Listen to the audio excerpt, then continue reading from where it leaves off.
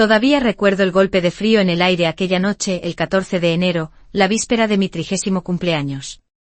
Llevaba en la mano una pequeña botella de vino tinto, del bueno, algo que había comprado en una bodega local durante un viaje en solitario que hice el año anterior para despejarme.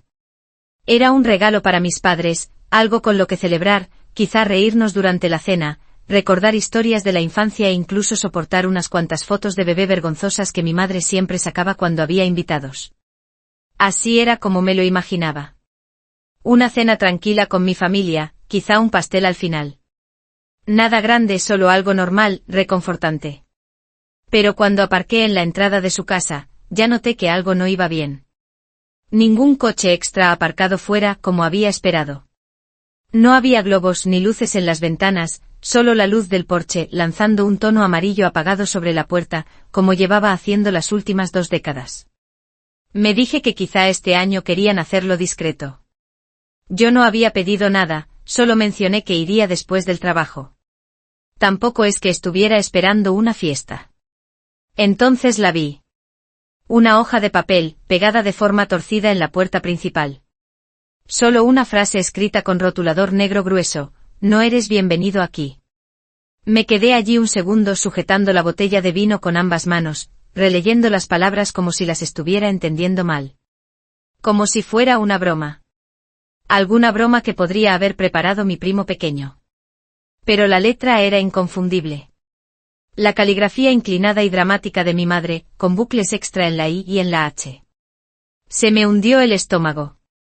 Al principio pensé que estaba alucinando. Seguro que nadie pone eso en la puerta de su propia casa. No a su hijo, no el día de su cumpleaños. Pero entonces lo oí. Risas, no ecos lejanos ni ruido de la tele. Voces de verdad conocidas. La risa grave de mi padre. La carcajada aguda de mi hermana. Mi cuñado hablando por encima de todos, como hacía siempre. Platos chocando. El pitido del horno. Alguien dijo: pasa el pan. El perro ladró una vez y enseguida lo mandaron callar. Estaban cenando, celebrando mi cumpleaños, sin mí. Mi primer impulso fue llamar a la puerta, exigir una explicación, preguntar qué estaba pasando, qué había hecho mal. Pero algo dentro de mí, algo viejo y desgastado, me detuvo. Una parte de mí llevaba años viendo esto venir a cámara lenta, como un coche desviándose en un aparcamiento helado, las ruedas girando sin nadie al volante. Así que en vez de eso saqué el móvil y le hice una foto al cartel. No por rencor sino por necesidad, como prueba de que de verdad había pasado, de que no me lo había imaginado. Volví andando hasta el coche, dejé la botella de vino en el asiento del copiloto y me quedé allí sentado un rato, mirando la casa a través del parabrisas. Ni siquiera se dieron cuenta. Nadie se asomó. Nadie escribió. A nadie le importó. Esa fue la última vez que vi a mi familia en persona. Para que se entienda, me llamo Blake y acababa de cumplir 30. Llevaba viviendo a unos 40 minutos de la casa de mis padres desde los 24, después de conseguir por fin un trabajo estable en marketing digital. Nada llamativo, pero me lo había currado. Mi relación con mi familia siempre había sido un poco tensa. Yo era el callado, el hijo de en medio, atrapado entre una hermana mayor, Lauren, la niña de oro, y el pequeño, Eric, ruidoso y temerario, que con 27 aún vivía con mis padres y de alguna manera conseguía colocarse en el centro de atención cada vez que estábamos todos juntos. Lauren siempre había sido su orgullo. Se casó a los 23, tuvo 2 hijos antes de los 28, casa en un buen barrio, hizo todo bien. Ella y mi madre eran como mejores amigas, se escribían todos los días. Mi padre la llamaba su pequeña CEO. Mientras tanto, yo era simplemente Blake, el que nunca daba problemas, el que se pagaba su propio alquiler, no pedía ayuda y al que se olvidaban más de una vez en las cenas familiares. Eric, en cambio, salió de rositas de una detención por conducir borracho cuando tenía 25 y aún así lo trataban como a un adorable desastre que solo necesitaba tiempo para encontrarse. Yo no era el tipo de persona que necesitaba validación. O eso creía. Pero con los años todos esos pequeños detalles se fueron acumulando. Los cumpleaños olvidados, las llamadas perdidas, el hecho de que mi trabajo, mi vida, nunca fueran lo bastante interesantes como para ser tema de conversación. Siempre era yo quien tenía que llevar las sillas de sobra en Acción de Gracias, nunca al que preguntaban por el trabajo o por sus relaciones. Una vez llevé a una novia a una barbacoa familiar y mi madre la llamó Britney toda la noche. Se llamaba Clare.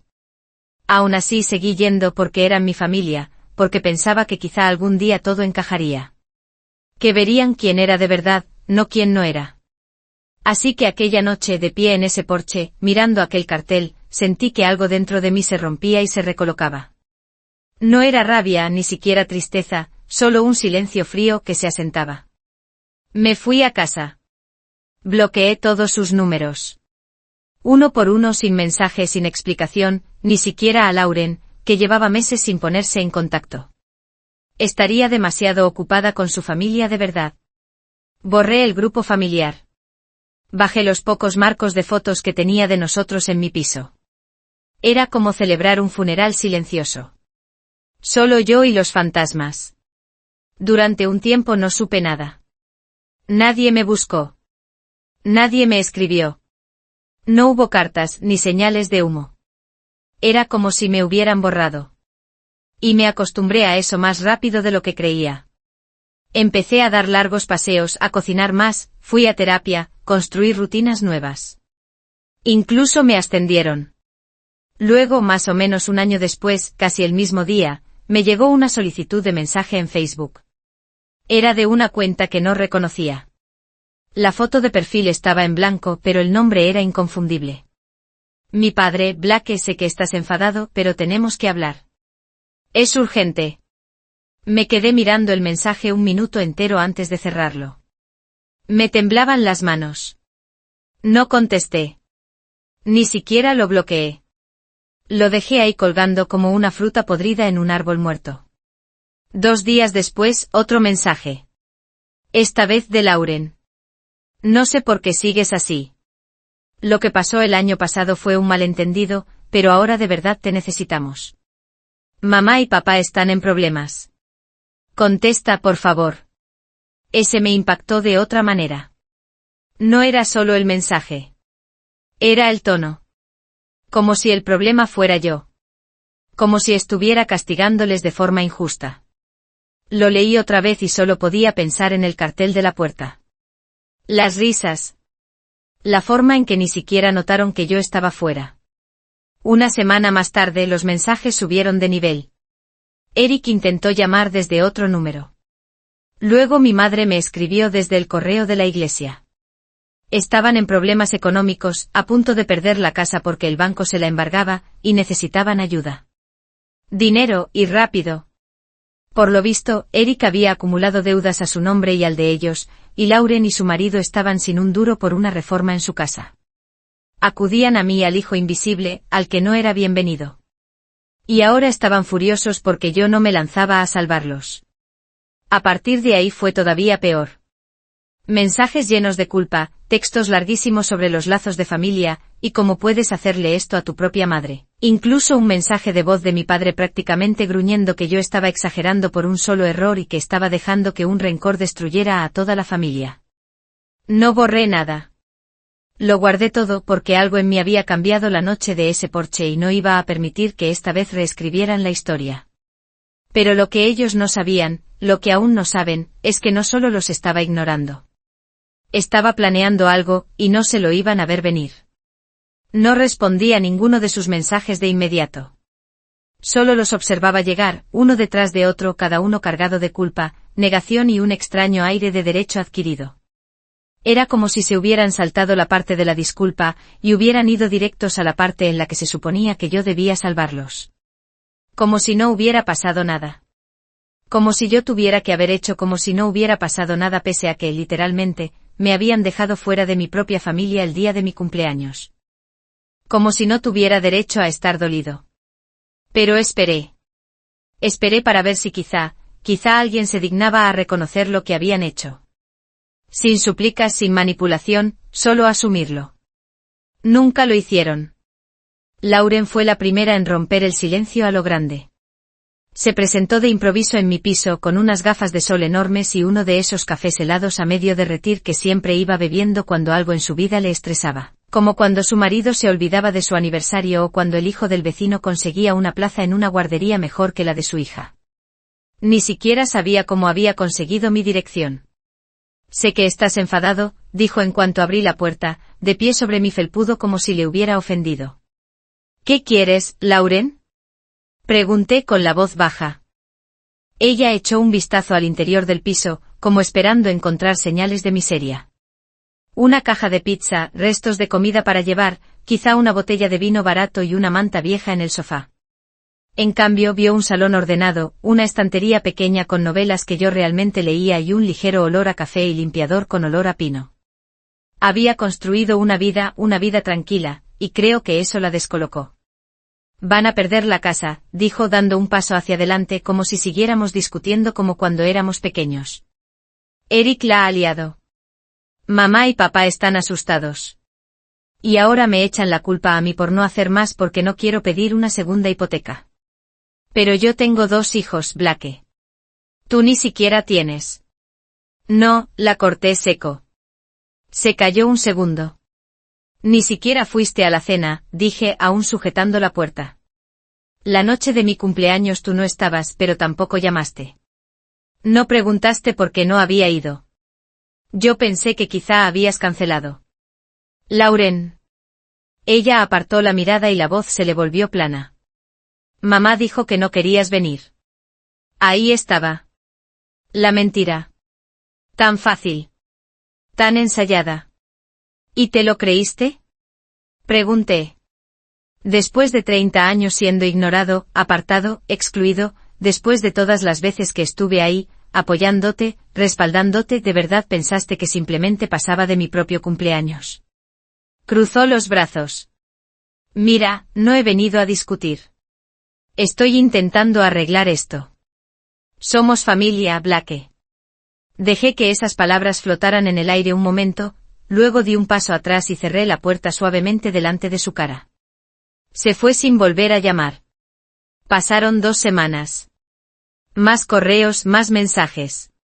Mi padre envió uno que decía, no queríamos ser crueles. Solo estaba siendo una época difícil y no queríamos drama esa noche. Necesitábamos tranquilidad.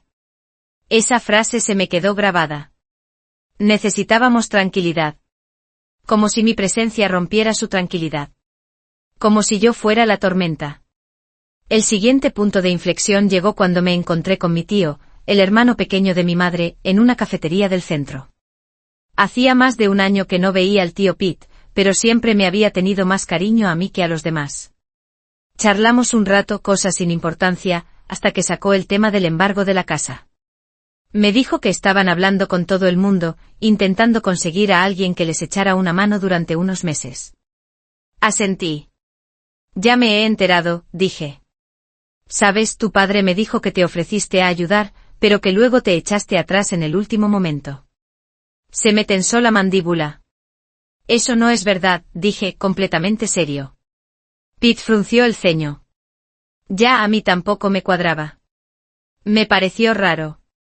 Así que ahora no solo estaban ocultando lo que habían hecho, también reescribían la historia, intentando convertirme en el villano. Sabía que mis padres eran buenos vendiendo sus versiones. Pero esto era nuevo y Pete no fue el único.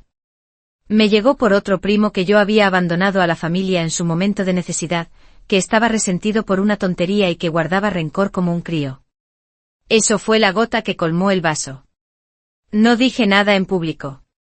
No respondí a los mensajes ni conté mi versión a nadie. Simplemente empecé a observar, escuchar, prestar atención, y fue entonces cuando me enteré de lo de la cuenta. Mi madre había abierto una cuenta de ahorro conjunta a mi nombre cuando yo era adolescente. Algo que me dijo que era por si acaso. Nunca la usé, nunca toqué ese dinero. Pero gracias a una conversación tranquila con Pete, que antes trabajaba en banca, me enteré de que la cuenta llevaba mucho tiempo cerrada y de que se había vaciado 5 años atrás. Más de $14,000.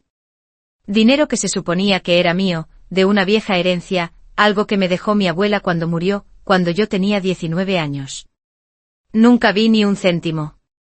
Pete estaba incómodo al contármelo.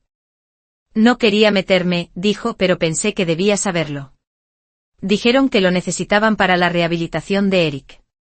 La rehabilitación número 2 de Eric, si recordaba bien. Aquella a la que fue y se marchó antes de tiempo porque no le apetecía.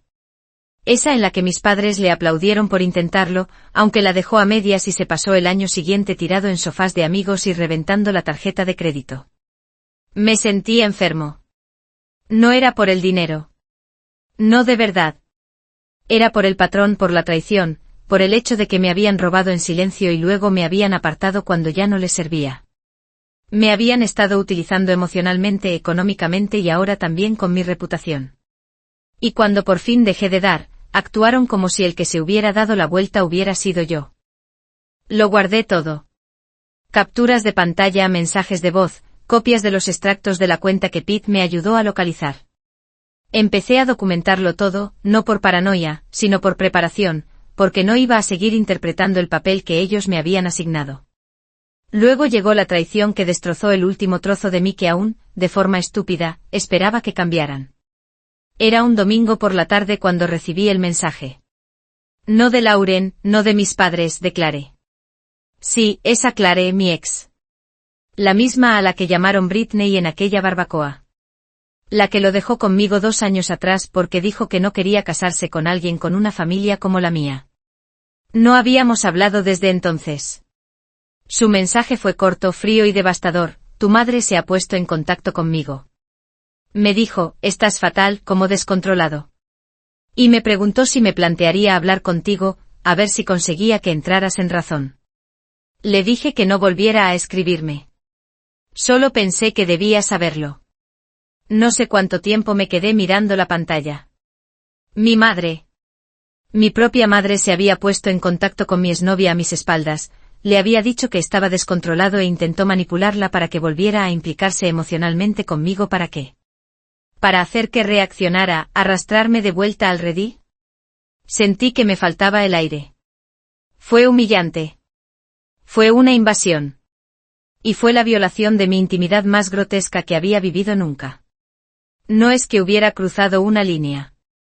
Es que había pasado una apisonadora por encima de un muro. ¿Y por qué? Porque no quería abrir la cartera. Porque me negaba a ser su red de seguridad. Aquella noche me senté en mi escritorio y abrí un documento en blanco. Arriba escribí, dijeron que estaba siendo dramático por un solo error. Y debajo empecé a escribir cada momento, cada frase, cada recuerdo, cada mentira. Lo expuse todo con detalle. Fechas, movimientos bancarios, nombres, mensajes. No era por venganza. Aún no. Era por claridad. Porque cuando llegara el momento, y sabía que iba a llegar, no pensaba limitarme a marcharme. Iba a asegurarme de que nunca olvidaran lo que hicieron. Durante unas 2 semanas después del mensaje de Clare, no pude dormir. Me tumbaba en la cama con las luces apagadas, mirando el techo, la mente dando vueltas como un disco rayado enganchado en el mismo punto. No dejaba de repetir mentalmente cada momento de aquella noche en el porche. El cartel, las risas, el calor detrás de unas ventanas en las que yo nunca fui bienvenido. Luego los correos, las acusaciones, las historias falsas de víctimas que estaban difundiendo. Y ahora esto. Mi propia madre escribiendo a una ex con la que no hablaba desde hacía 2 años, diciéndole que yo estaba descontrolado. Yo no estaba descontrolado. Me estaba despertando. Pero en ese momento no se sentía como fuerza. Se sentía como una caída libre. No se lo conté a nadie. Ni a mis compañeros de trabajo. Ni a los pocos amigos con los que aún seguía hablando. Ni siquiera a mi terapeuta. Al principio simplemente me apagué. Entré en piloto automático.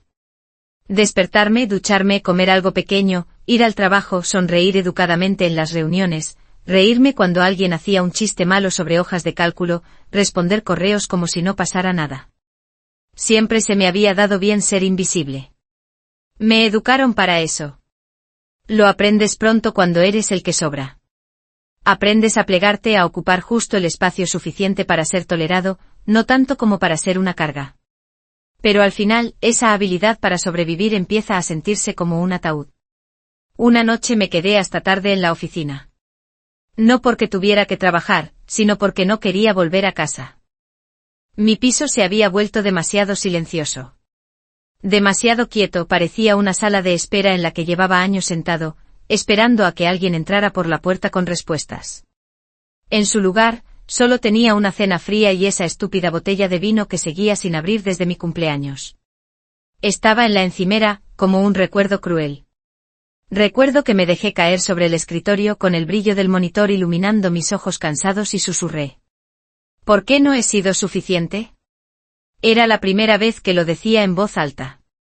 No era solo por el cumpleaños o por el cartel, ni siquiera por el dinero que me habían quitado a escondidas. Eran años siendo el segundo plato, la idea de último recurso, el personaje de fondo en una familia que siempre me hizo sentir que tenía que ganarme un sitio en la mesa que, por derecho, ya era mío desde que nací. Y ahora querían ayuda. No porque vieran mi valor, sino porque veían mi cartera. Esa revelación rompió algo en mí. Pero en el silencio que vino después, algo distinto empezó a crecer. Determinación. Unos días después, pedí cita con mi terapeuta. Hacía tiempo que no la veía, desde que lo dejé con Clare, y estuve a punto de cancelar en el último momento, pero fui.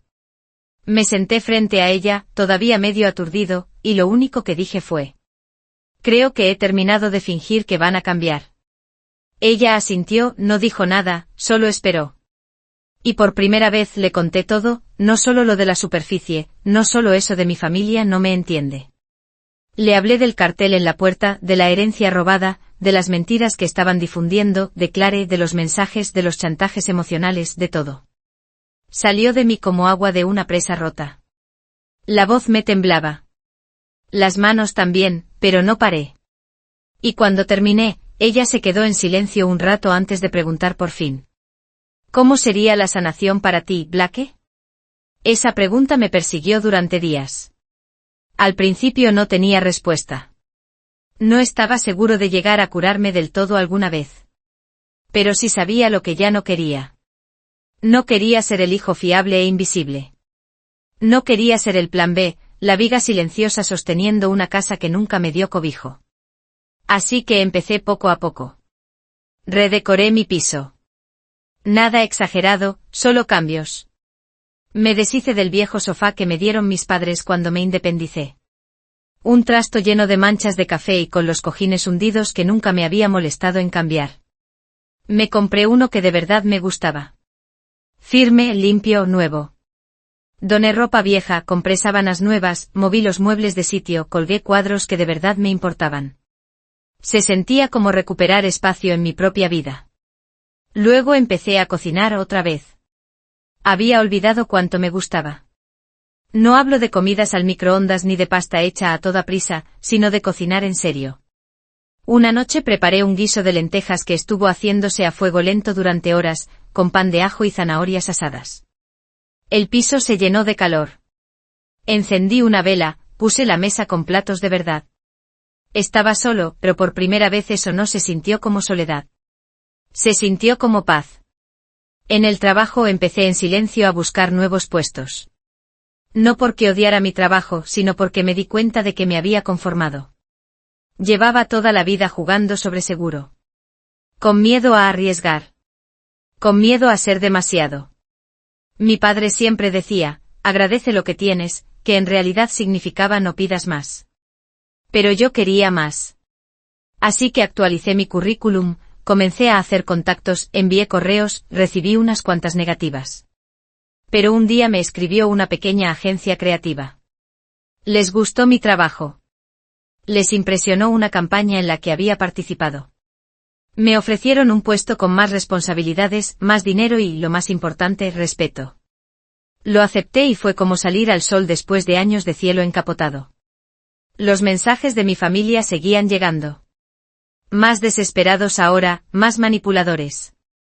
Lauren envió una foto de la casa. El cartel de se vende torcido en el jardín. Lo están perdiendo todo. Blake, por favor, habla con ellos. Eric mandó una nota de voz a las 2 de la madrugada, balbuceando borracho algo sobre cómo mamá lloraba todas las noches y sobre lo egoísta que estaba siendo yo. La borré. Mi madre al final se quebró y me envió un correo larguísimo, con un asunto que decía: hice lo que creía mejor. Eran 4 párrafos justificando lo del dinero, lo del cumpleaños, lo del mensaje a Clare. Ni una sola frase decía lo siento.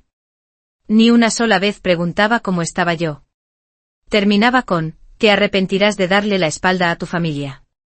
Me quedé mirando esas palabras mucho tiempo.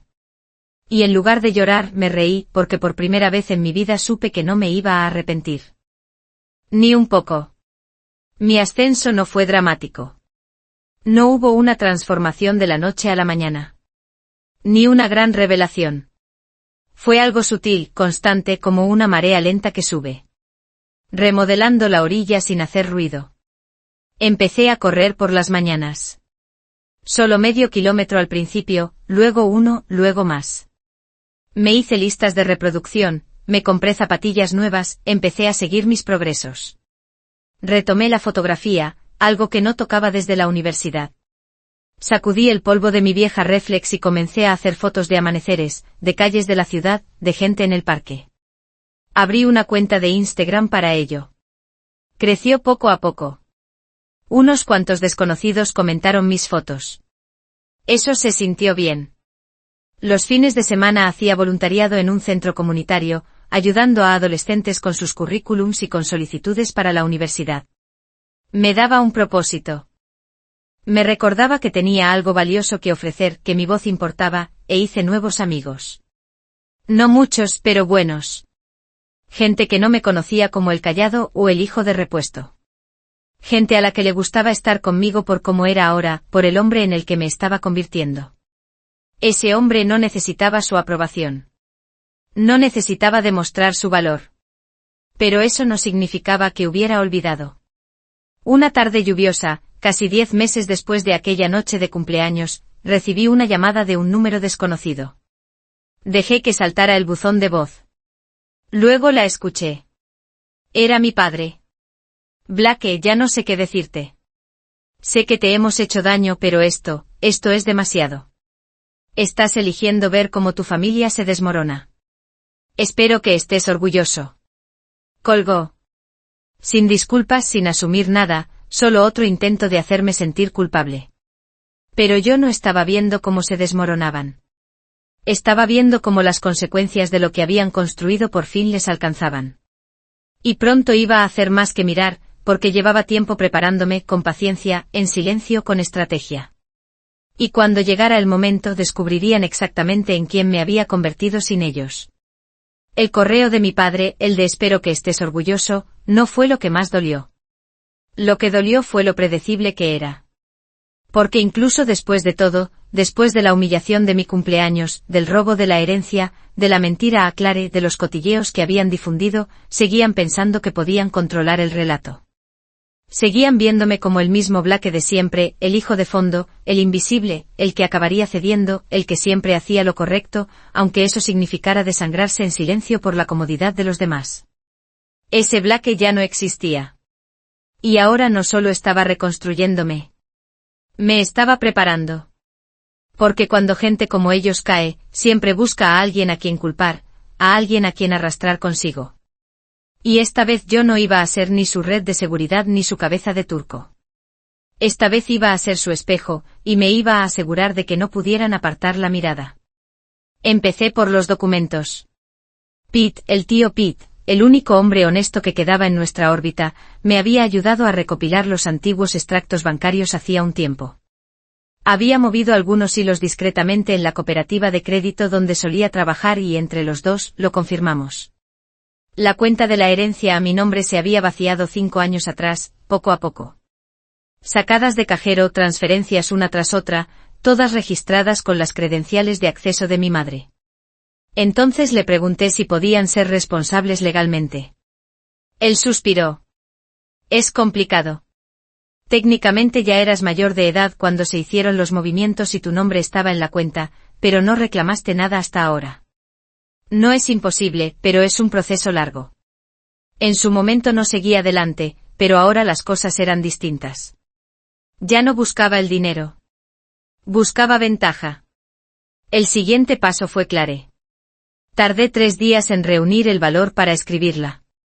No quería remover el pasado, pero me lo debía, tenía que entender hasta dónde llegaba todo este desastre. Escribí un mensaje corto y respetuoso. Hey, Clare, te prometo que no quiero reabrir heridas, pero necesito preguntarte algo. Cuando mi madre se puso en contacto contigo, ¿qué te dijo exactamente? Para mi sorpresa, respondió casi al momento. Me dijo que estabas teniendo una especie de crisis, que te habías aislado de todo el mundo. Me pidió que te llamara e intentara hacer que espabilaras.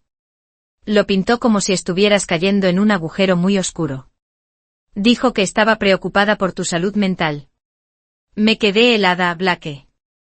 Sabía que las cosas entre nosotros habían acabado mal, pero nunca pensé que tu madre llegaría tan lejos. Me quedé con eso dando vueltas en la cabeza mucho tiempo. No solo habían manchado mi nombre a puerta cerrada. Estaban usando la preocupación como arma, creando mentiras sobre mi salud mental para manipular a la gente de mi entorno. No era solo cruel, era peligroso. Le di las gracias a Clare. Le dije que valoraba su sinceridad. Y guardé el mensaje, más documentación, más piezas para el puzzle que estaba montando. Me pasé el mes siguiente recopilando. Empecé con correos antiguos, mensajes de Lauren, de mis padres, incluso algunos de Eric a lo largo de los años. Comentarios pasivo-agresivos del estilo siempre has sido demasiado sensible o nunca has arrimado el hombro como el resto. Los organicé en carpetas, hice capturas de las conversaciones, etiqueté los audios. Luego fui más allá. Pete me presentó a una amiga abogada, Maggie, especialista en conflictos financieros y herencias familiares. Me reuní con ella un sábado por la tarde en una oficina tranquila en el centro, le di un pendrive y le expliqué todo. Ella escuchó, hizo preguntas, tomó notas. Cuando terminé se recostó en la silla y dijo, puede que no hayan cometido fraude en el sentido penal, pero esto es un patrón de explotación económica, sobre todo si podemos demostrar coacción o engaño. Como mínimo, es un tema civil. Y siendo sincera, es moralmente repugnante. La palabra coacción me resonó en el pecho como una llave en una cerradura, porque exactamente eso era lo que me habían hecho durante años. Usando la culpa al silencio, el control disfrazado de preocupación. Y ahora lo estaban intentando de nuevo. Solo que esta vez, la puerta la controlaba yo. Maggie me dijo que teníamos opciones, tanto si quería demandar como si no. Me dijo que tenía un caso. Que podía hacerlo público. Que podía presentar una reclamación. Incluso podría hablar con el banco por un posible uso indebido de mi identidad. Dependía de lo que encontráramos, pero primero me aconsejó esperar un poco. Dejar que siguieran hablando. Dejar que me enseñaran quiénes eran cuando pensaban que yo seguía callado. Y eso hice. Esperé. Y como si hubieran oído una señal, empezaron a entrar en pánico más fuerte. Lauren llamó otra vez. Dejé que entrara en el buzón de voz. Esta vez, la voz le temblaba. Blake, lo siento, ¿vale? Lo siento.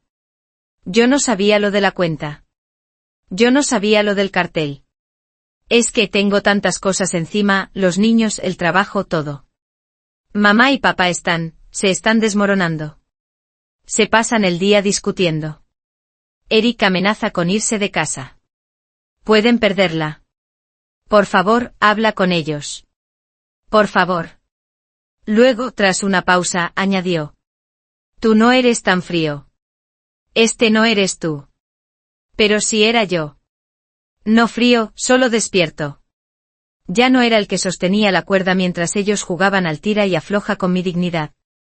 2 semanas más tarde recibí una llamada de un número que no conocía. Esta vez contesté por curiosidad. ¿Es Blake Sanders? Sí. Habla el agente Rutledge del Departamento de Policía del Condado. Hemos recibido una denuncia de un tal Eric Sanders diciendo que has estado amenazando a la familia. Ha dado tu número y tu correo y dice que llevas tiempo mandando mensajes de acoso. ¿Tienes un momento para hablar conmigo? Se me cayó el alma a los pies. Durante un segundo el miedo de siempre volvió de golpe, ese instinto de encogerme, de disculparme, de intentar calmar las aguas, pero me frené. No, agente. No he hablado con mi hermano en más de un año. Tengo documentación de toda la comunicación. Estaré encantado de enviársela. El agente hizo una pausa. Vale, eso ayuda. Sinceramente su declaración era floja, pero teníamos que comprobarlo.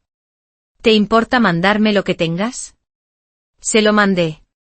Cada correo, cada mensaje de voz, cada mensaje sin responder, cada captura demostrando que habían sido ellos los que no dejaron de buscarme, no al revés. Nunca volví a saber nada del agente Rutledge, pero el mensaje era claro. Eric había intentado llevar las cosas al siguiente nivel. Quizá por rabia, quizá por desesperación, quizá porque alguien, probablemente mi padre, se lo había sugerido. Y ahora habían mostrado sus cartas. No solo estaban desesperados. Eran un peligro. Lo que significaba que era hora de dejar de jugar a la defensiva. Llamé a Maggie. Quiero seguir adelante, le dije. No solo legalmente. Quiero asegurarme de que no puedan volver a hacer esto, ni conmigo ni con nadie. Ella me ayudó a redactar una carta de cese y desistimiento. La dirigimos a cada uno de ellos por separado, a mis padres, a Lauren y a Eric. Detallaba el acoso, las mentiras, la difamación, y advertía de que cualquier intento futuro de contactar conmigo, manchar mi nombre o implicar a la policía con denuncias falsas tendría como respuesta acciones legales inmediatas. La envié por correo certificado con acuse de recibo. El silencio que siguió fue ensordecedor. Ni llamadas, ni correos, ni más mensajes de voz a las 2 de la mañana. Nada. Por primera vez en más de un año, respiré tranquilo. Pero aún no había terminado, porque se habían pasado décadas diciendo a todo el mundo que yo era inestable, desagradecido, incapaz de querer. Habían reescrito nuestra historia y la habían repartido como un guión. Y ahora estaban a punto de enfrentarse a las consecuencias completas. No con rabia, no con caos, sino con claridad. Empecé a trabajar en otra cosa, algo más grande. Empezó como un documento, luego se convirtió en un borrador, luego en una historia. No para el público. Todavía no. Era un registro de quién era yo, de lo que me hicieron y de lo que pasa cuando el que siempre calla por fin habla. Porque ellos lo llamaban un error. Pero pronto el mundo sabría cuántos fueron en realidad. Yo no saqué satisfacción de verle sufrir. Esa es la parte que la gente entiende mal sobre la venganza. No va de ver a alguien arder mientras tú bebes café con una sonrisa. No va de rabia, ni de represalias, ni de fardar. No cuando te han manipulado hasta hacerte dudar de tu propia realidad y luego te han tirado a un lado casi toda tu vida. Va de claridad, de asegurarte de que la verdad no se pudre en tu pecho como una costilla astillada. De recuperar por fin una historia que se retorció desde el momento en que aprendiste a hablar. Y por primera vez iban a tener que escuchar. Me pasé 2 meses ultimándolo todo en silencio. Con precisión. Empezó con lo que yo llamé el archivo. Una simple carpeta en la nube organizada por categorías. Explotación económica, manipulación emocional, exclusión, campaña de difamación, amenazas legales, implicación de la policía. Cada mensaje de voz, cada correo, cada mensaje que enviaron, cada mentira que contaron, catalogado con fecha y hora, acompañado de comentarios. Incluí mis propias reflexiones, las notas de mi terapeuta con su consentimiento y una cronología de cada incidente importante desde la infancia hasta aquella noche de cumpleaños con el cartel en la puerta. No era solo documentación. Era un espejo, uno que no podían romper ni evitar. Luego redacté una carta, no un ataque, un informe, un desglose completo de lo que me hicieron y por qué importaba. La titulé El hijo que nunca viste. Y no la envié a ellos, sino a la gente que les importaba, a la dirección de su iglesia, a la junta de la comunidad de vecinos, a la familia de mis primos, a algunos de sus amigos más cercanos, las mismas personas a las que durante años les habían contado que yo era distante e inestable, egoísta y frío. Cada destinatario recibió un enlace al archivo y una nota personal, sin acusaciones directas, sin crueldad, solo honestidad. Estoy compartiendo esto no para avergonzar a nadie, sino para contar la historia que nunca me dejaron contar. He permanecido en silencio por miedo y por respeto. Ese silencio casi me rompe. No os pido que toméis partido. Solo os pido que leáis. El impacto fue inmediato. No supe nada directamente de mis padres. Era lo esperado. Pero Pete me escribió al día siguiente. Blake, lo que has enviado. La gente está hablando. La junta de la iglesia está que fuma. Algunas amigas de mamá se están alejando. Algunas no tenían ni idea de lo de la herencia o de lo del cumpleaños. Una mujer dijo que llevaba 20 años conociéndolos y que nunca les había oído mencionar que tú tuvieras trabajo. Casi me reí. 20 años. Y de alguna forma seguía siendo invisible incluso cuando no estaba en la habitación. Pero ahora ya no podían fingir que no existía. Mi historia estaba ahí fuera, sin filtros, sin que pudieran controlarla, y se extendió. 2 semanas después de mandar el archivo, recibí una carta de su iglesia. Era formal, pero se notaba la emoción debajo de las palabras. Me agradecían la sinceridad, decían que estaban preocupados, que se habían puesto en contacto con mis padres en privado para ofrecerles acompañamiento. Uno de los miembros de la junta incluso me escribió personalmente y dijo, no tenía ni idea. Siento el papel que nuestro silencio haya podido jugar en todo esto. Las consecuencias crecieron como una bola de nieve. Algunos amigos de Eric, varios contactos comunes de la universidad, empezaron a comentar en Facebook. Cosas sutiles, frases ambiguas, nada directo, pero yo lo sabía. Y lo más importante, ellos lo sabían, su red social se estaba deshilachando. Ahora la gente miraba, susurraba. Ya no eran la familia encantadora con el hijo mediano problemático que nunca aparecía. Eran los padres que cerraron la puerta a su hijo el día de su cumpleaños, que se fundieron su herencia y luego difundieron rumores sobre su salud mental cuando se negó a salvarlos. Lauren fue la primera en romperse. Se presentó en mi piso nuevo. Me había mudado un mes antes y no le había dicho a nadie dónde. Todavía no sé cómo consiguió la dirección, pero allí estaba, con el eyeliner corrido, la Rebeca pegada al cuerpo como si fuera una armadura, la voz tensa y temblorosa. Lo has destrozado todo, soltó casi siseando, antes siquiera de que abriera del todo la puerta. No respondí. No hacía falta. Ella siguió. ¿Sabes lo que has hecho? Mamá no puede ni ir a hacer la compra sin que alguien le pregunte por esa maldita carta. A papá lo están echando de la junta de la comunidad. Y Eric está hablando de demandarte por difamación. La miré fijamente tranquilo, y dije. Que tenga suerte. He guardado todo. Se le tensó la mandíbula. No me merezco esto, dijo. Ninguno nos lo merecemos. Eso fue lo último. Salí al descansillo, cerré la puerta a mi espalda y me planté delante de ella.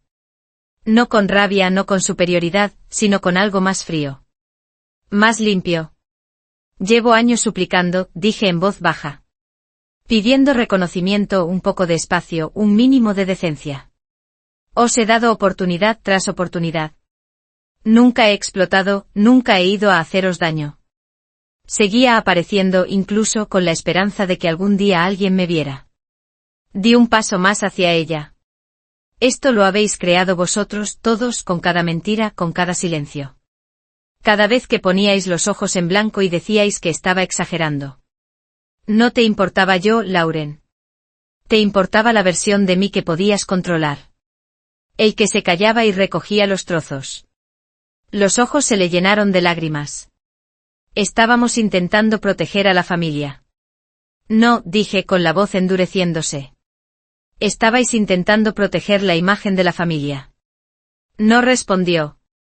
No podía. Y antes de que pudiera lanzarse a otra arenga, le tendí un sobre. Dentro había una carta formal de Maggie, la abogada. Detallaba mi intención de reclamar legalmente la devolución de la herencia vaciada. Citaba números de cuenta, registros de transacciones y artículos legales sobre la explotación de bienes económicos sin consentimiento. La carta terminaba con una opción. Llegar a un acuerdo privado o ir a juicio. Lauren no dijo ni una palabra más. Simplemente se fue. 3 meses después, recibí un pago. $14,000. Sin disculpas, sin nota, solo un cheque enviado desde una cuenta conjunta a nombre de mis padres, con el concepto acuerdo. No era por el dinero. Nunca lo fue. Pero era la primera vez que se veían obligados a devolver algo. Y con eso la cuerda que había llevado al cuello durante 30 años por fin se rompió. Ingresé el cheque en mi cuenta y transferí la mitad a un fondo de becas local con el que llevaba un tiempo colaborando. El mismo fondo que ayudaba a chavales que, como yo, habían crecido escuchando que no eran suficientes por parte de quienes se suponía que debían levantarles. La otra mitad la usé para hacer un viaje. No unas vacaciones, un reinicio. Me fui a una cabaña tranquila en la montaña. Sin cobertura, sin ruido, solo árboles, silencio y paz. Un tipo de paz que no sabía ni que existía. Y la última noche allí, abrí la misma botella de vino que había llevado a casa de mis padres para mi 30º cumpleaños, la que había estado sin abrir durante año y medio. Serví una copa, di un trago largo y escribí la última entrada en mi archivo. Dijeron que estaba siendo dramático por un solo error. Pero nunca fue solo uno. Y ahora por fin lo entienden. El hijo al que desecharon es el hombre que aprendió a mantenerse en pie. No a pesar de ellos, sino sin ellos. Cerré el archivo, lo subí a un lugar seguro y me alejé de todo.